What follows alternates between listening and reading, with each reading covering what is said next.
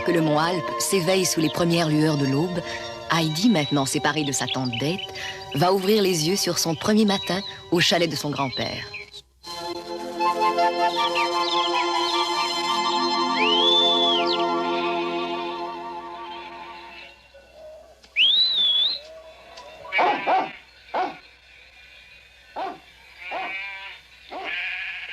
Ah, au moins tu es matinal aujourd'hui.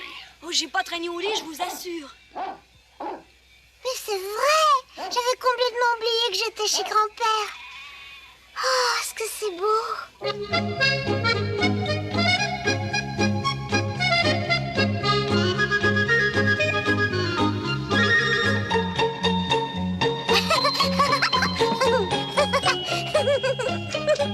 Grand-père, je suis levée! Ah, Heidi, tu es déjà levé. Bonjour Lily, bonjour Biquette. Bonjour Pierre, ça va? Bonjour Heidi. Oh, Blanchette, bonjour. Tu as dû bien dormir, tu as bonne mine ce matin. Est-ce que ça te plairait d'aller dans la montagne avec les chèvres? Oh, bien sûr, grand-père, je peux y aller. Et avant d'aller courir dans la montagne, il faut d'abord te laver. Sinon, le soleil va se moquer de toi. Pierre, attends-moi s'il te plaît. Hé, général des chèvres, viens avec moi.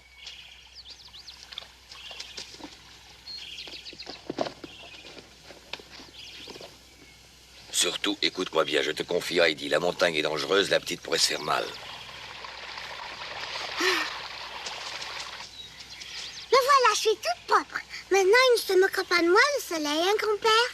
Non, tu es bien trop belle pour ça.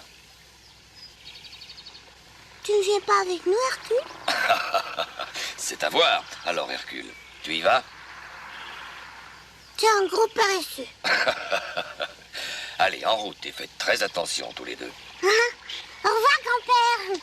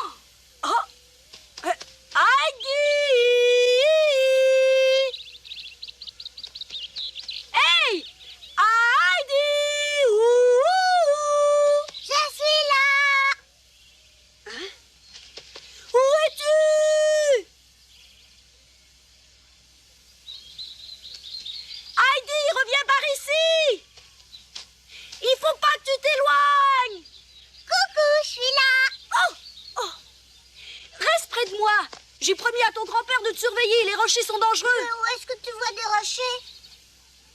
Tu les verras, on y va. Ils sont plus loin, dans la montagne. Il faut monter encore plus haut, là où vit un vieux faucon. Allez, viens maintenant. Le sluffleur. Dépêche-toi un peu. Tu es pire que les chèvres pour l'embiner en chemin, toi. Tu sais ce que je vais faire? Je vais en mettre partout dans mon lit pour le décorer. Ça fera un grand champ rempli de fleurs comme ici. Tu sais, si tu les ramasses toutes aujourd'hui, il t'en restera plus pour demain, voyons. Oh. C'est vrai, je t'assure. Et puis, il y a le vieux faucon tout en haut de la montagne. Et il y a aussi le roi aux grandes cornes et les petites mignonnes. Bé. Tu veux les voir, hein?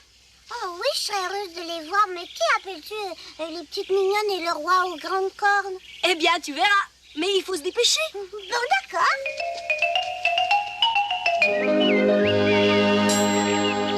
Dis-moi, Pierre, une petite mignonne, qu'est-ce que c'est? C'est une petite mignonne, quoi. Oh, est-ce que c'est une des petites mignonnes là-haut? Mais non, c'est un écureuil. Oh, je me disais bien que c'était un écureuil. Oh, regarde un petit lièvre. Il a disparu. Parce que t'as couru derrière lui. Dommage, tu ne trouves pas que c'est gentil un lièvre? Oh, il y a encore plus gentil, attends de voir. Oh, c'est bien vrai?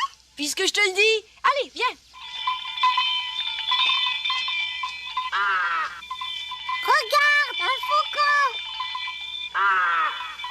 Mais non, voyons, c'est un corbeau. Décidément, tu y connais rien du tout. On est arrivé, tu vois, c'est là-haut. On y va.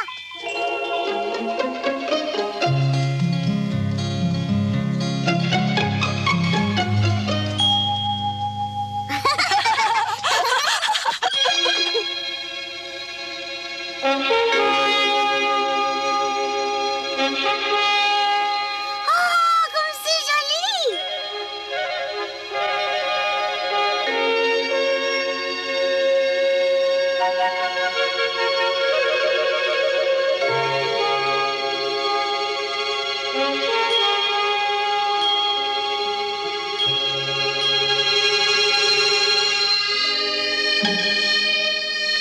Pierre, c'est de la neige qu'on voit en Bah bas. oui, c'est de la neige. Oh, je n'en ai jamais vu autant.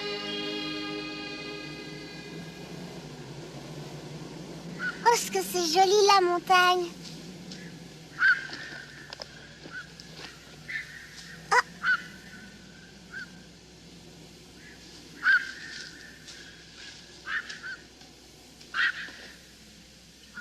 Eh bien alors, Pierre, qu'est-ce qui te prend? Est-ce que tu es malade?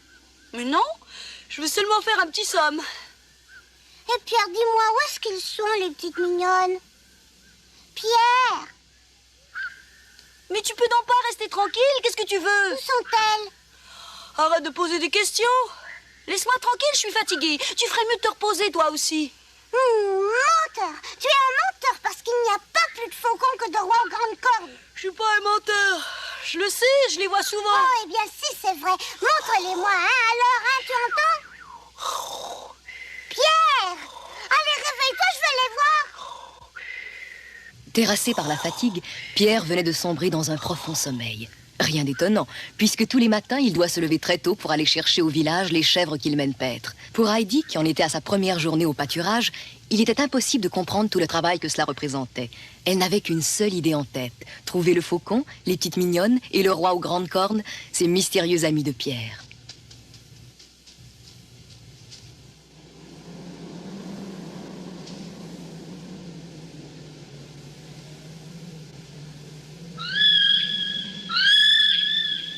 Pierre ne m'a pas menti, c'est bien le faucon.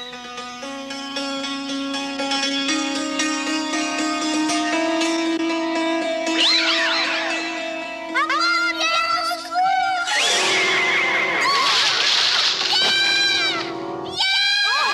Heidi, où es-tu? Pierre! Où es-tu, Heidi? Au secours! Heidi! Pierre! Oh, te voilà! Vite, viens m'aider! Ne bouge pas, surtout ne regarde pas en bas. Donne-moi la main. Allez. Oh, tu me fais de si peur. Mais qu'est-ce qui t'a pris de venir ici? J'ai cru que le faucon allait me manger. Quoi? Bien, celui qui vit en haut de la montagne, c'est toi qui me l'as dit. Mais il voulait pas te manger. Les faucons n'attaquent jamais les hommes, voyons.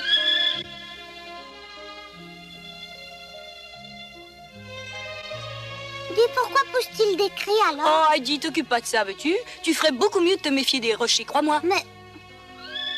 Oh, regarde-le, Pierre, pourquoi il s'en va? Et pourquoi vole-t-il si haut? Parce qu'il retourne chez lui, dans son nid. Dans la montagne? Tu veux dire qu'il habite tout là-haut au sommet? Quelle chance il a Eh oui. Eh bien, je vais y aller. Pierre, dis-moi, pourquoi est-ce qu'on ne va pas voir sa maison? Tu es folle? C'est impossible. Même les chèvres sont incapables de grimper jusque là-haut. Il n'y a que le roi aux grandes cornes qui peut monter jusque-là. Et si on déjeunait? Oh, c'est pas du tout surprenant qu'il soit le roi de la montagne.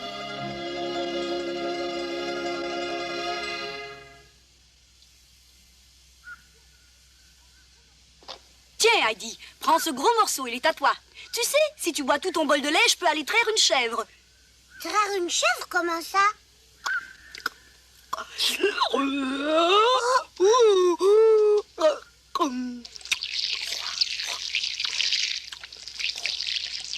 Oh, laisse-moi essayer. Essayez, tu sais pas comment faire. Mais si, je sais.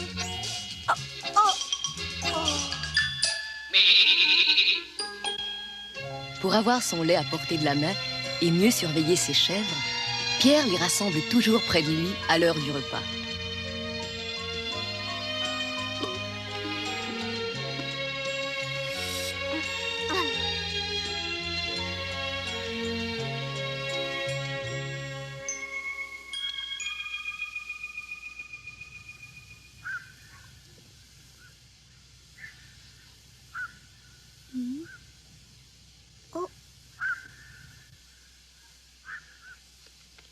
Tiens, je te les donne.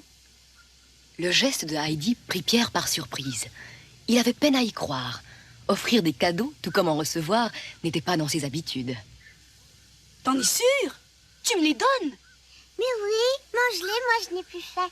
Bon, c'est d'accord. T'en veux plus, hein? T'es bien certaine?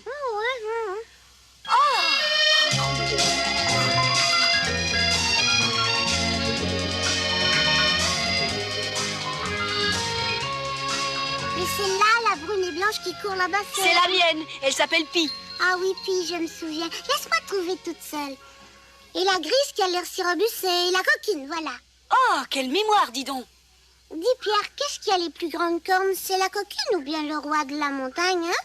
Oh, c'est le roi de la montagne, voyons.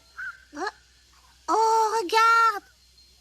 Oh, Pi est encore toute jeune. Elle a peur de rien. Et puis il y a ma Lily et ma Biquette, ta chèvre et Blanchette. Mais où est donc la maman de Blanchette? Oh, la mère de Blanchette? Il y a bien longtemps qu'on l'a vendue à Mayenfeld. Vendue? Oh non! Oh, ne t'inquiète pas, Blanchette. Maintenant, tu ne seras plus jamais toute seule. Ah, les voilà. Mais qui? Ben, les petites mignonnes. Où ça, je ne les vois pas. Ah, maintenant, elles sont parties. Oh, zut, ma chèvre. Attention, Pi, reviens.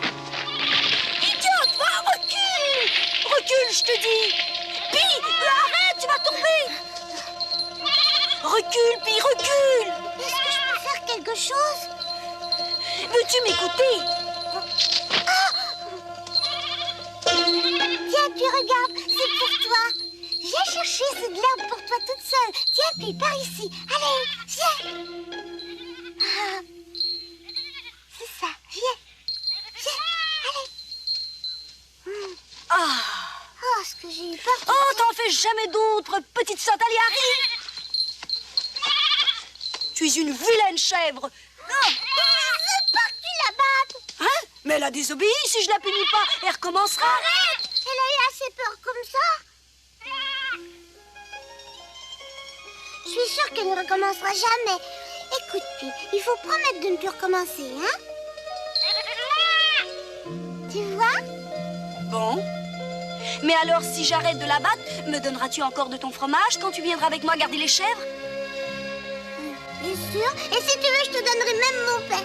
Mais tu dois me promettre de ne plus la battre, ni demain, ni plus jamais. Tu ne battras plus Blanchette, ni les autres chèvres, hein, tu me le jures? Bon, c'est juré. Allez, Pi, va.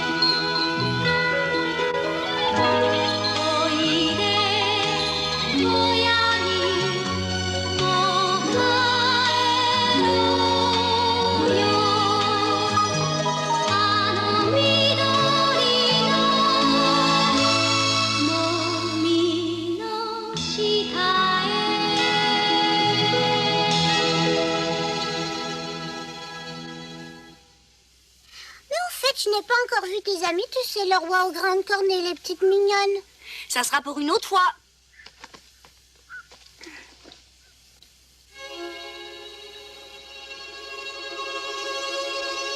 Oh, Pierre, ça brûle, la montagne brûle, regarde. C'est formidable, la montagne est en feu. Toute la montagne est en feu. Même les nuages, même la neige. C'est pareil tous les soirs. La montagne n'est pas en feu. C'est le soleil qui prend cette couleur en se couchant. Tiens, le voilà, le roi aux grandes cornes. Tiens, voilà aussi les petites mignonnes, regarde.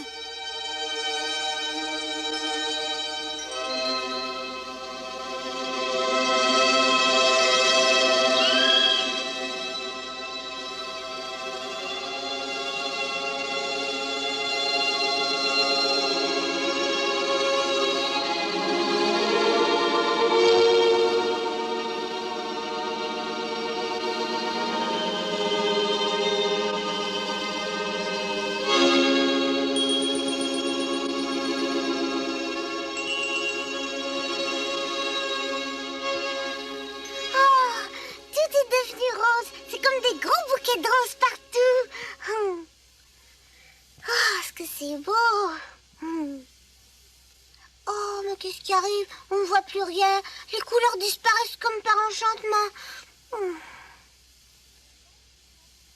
Ça fait rien? T'en fais pas. Tu reverras tout ça demain. Hein? Il faut rentrer maintenant. Dépêchons-nous. Pierre! Dis-moi, est-ce qu'elle prend feu tous les soirs, la montagne? Oui, presque. Demain, elle va recommencer, alors. Oui, je te le promets. Ah bon, tant mieux.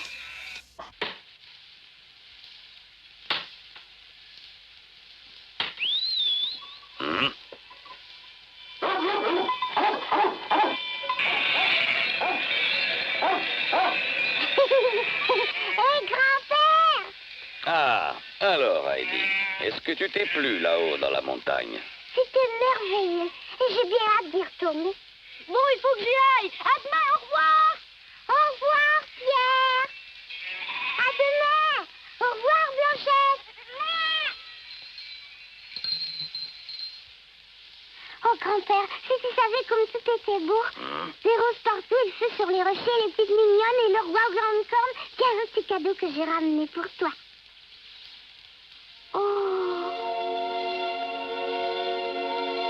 comment ça se fait? Mes fleurs qui étaient si jolies. Elles sont toutes fanées. Tu peux me dire ce qui s'est passé, grand-père? C'est très facile. En les cueillant, tu les as privées de soleil, tes pauvres petites fleurs. Et de plus, ce n'est pas bon pour elles de les envelopper dans un tablier, tu sais. Je ne savais pas.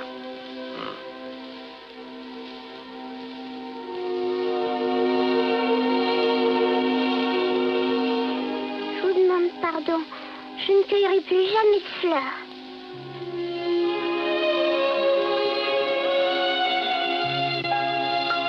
Adieu, petite fleur. Voir ces pauvres fleurs ainsi flétries gonflait le cœur de Heidi d'un gros chagrin. Mais, à l'heure du repas, il n'en paraissait plus rien, tandis qu'elle faisait à son grand-père un récit enthousiaste des événements de sa journée. Dis, grand-père, est-ce que tu sais pourquoi le faucon crie si fort lorsqu'il passe au-dessus de nous? C'est sa façon à lui de se moquer des hommes qui vivent rassemblés dans le monde d'en bas et qui passent le plus clair de leur temps à ne rien faire qu'à se disputer entre eux. De se moquer d'eux? Bien sûr, si le faucon pousse de si grands cris, c'est pour dire aux hommes de la vallée: si vous voulez être heureux et connaître le vrai bonheur, ne dépendez pas des autres. Faites comme moi, ne vous mêlez pas des affaires des autres. Volez toujours seul, haut, très haut, toujours plus haut dans le ciel. Voilà donc le secret de grand-père. Lui qui, comme le faucon, s'est retiré dans son chalet en haute montagne, loin des gens du village. En parlant du faucon, grand-père révélait ses propres pensées.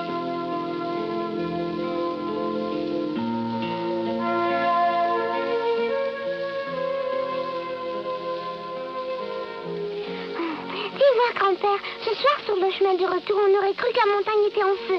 Puis tout est devenu rouge pour disparaître comme si la montagne ne voulait plus des belles couleurs. Qu'est-ce qui s'est passé, grand-père? Tu dois le savoir, toi qui habites ici depuis si longtemps. Ah oui, C'est l'effet du soleil. Ah, Oui, quand arrive la fin de la journée, que le soleil dit au revoir à la montagne, il lui jette ses plus beaux rayons, comme s'il voulait s'assurer qu'elle pensera bien à lui jusqu'à son retour le lendemain matin, et qu'il l'habillera de nouveau de merveilleuses couleurs. oh, maintenant je comprends pourquoi la montagne était si belle. Dis-moi, tu es sûr, grand-père, que tout recommencera demain quand on redescendra de la montagne? Mais oui, bien sûr, demain ce sera pareil. Allez, mange vite. Oui, grand-père. Cette nuit-là, blottie dans son douillet lit de foin, Heidi revoyait en rêve sa petite Blanchette gambadée parmi les autres chèvres dans un décor de montagnes étincelantes et de bouquets de nuages roses.